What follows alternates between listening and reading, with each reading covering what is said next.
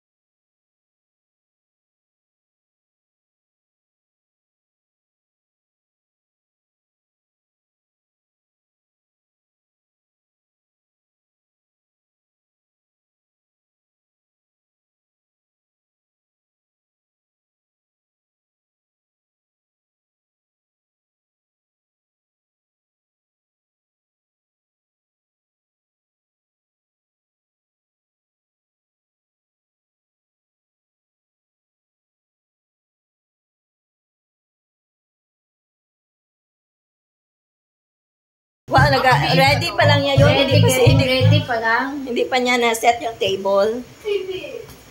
So, kanina hindi ako naka-vlog, hindi ako naka-video. Kasi pagdating ko, gutom na ako from work. So, kumain ako. And then, after kain, nag-video ke. So, hindi ako nakapag-video. So, ngayon,